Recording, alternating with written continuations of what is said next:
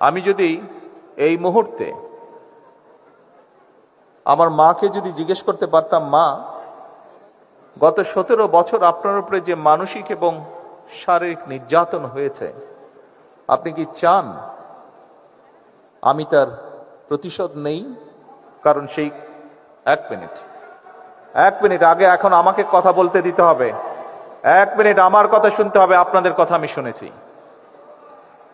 আমি যদি আমার মাকে জিজ্ঞেস করতাম যে আপনি কি চান আপনার সাথে যে অবিচার অন্যায় হয়েছে তার প্রতিশোধ আমি নেই, কারণ সেই প্রতিশোধ নেবার ক্ষমতা আল্লাহ রাব্বুল আলামিন আমাকে দিয়েছেন। আমার মায়ের সন্তান হিসাবে আমি নিশ্চিত আমার মা আমাকে বলতেন,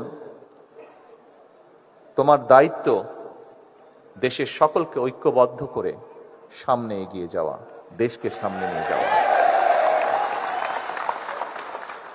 আমি যদি আমার ভাইটিকে জিজ্ঞেস করতে পারতাম যে তুমি কি চাও তোমার সাথে যে অন্যায়, যে অবিচার হয়েছে, যেভাবে তোমাকে মৃত্যুর মুখে ঠেলে দেওয়া হয়েছে, যারা এর জন্য দায়ী তাদের বিরুদ্ধে আমি প্রতিশোধ নেই, কারণ সেই ক্ষমতা আল্লাহ আমাকে এখন দিয়েছেন। আমি নিশ্চিত দুভাই আমরা একসাথে বড় হয়েছি, তাকে আমি চিনি, তাকে আমি জানি, একই রক্ত আমাদের শরীরে প্রবাহিত।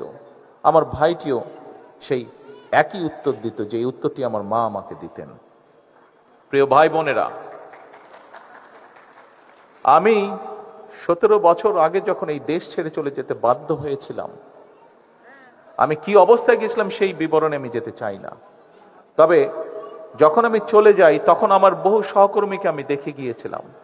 17 বছর পরে যখন দেশে ফিরে আসার সৌভাগ্য হয়েছে, আমি ফিরে এসে আমার অনেক সহকর্মীকে পাইনি। আমি জুলাই আন্দোলনের আগেও আমার বহু সহকর্মীকে দেখেছিলাম,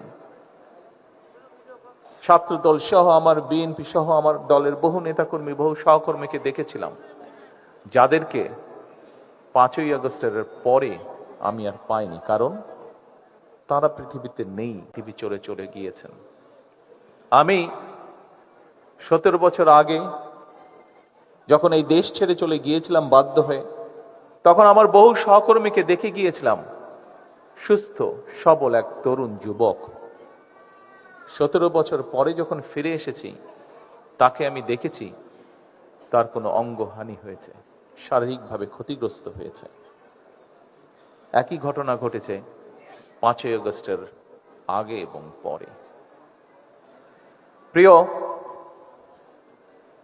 সকল উপস্থিতিবৃন্দ, জুলাই শহীদ পরিবারের সদস্যবৃন্দ, জুলাই যোদ্ধাবৃন্দ, স্বৈরাচার বিরোধী আন্দোলনের সকল যোদ্ধাবৃন্দ যারা এখানে উপস্থিত আছেন, দেখুন, আপনি যখন স্বৈরাচারের বিরুদ্ধে জুলাই আন্দোলনের আগে, বিগত এক যুগে এবং জুলাই আন্দোলনের সময় মাঠে নেমেছিলেন, আপনার উদ্দেশ্য, লক্ষ্য কি ছিল?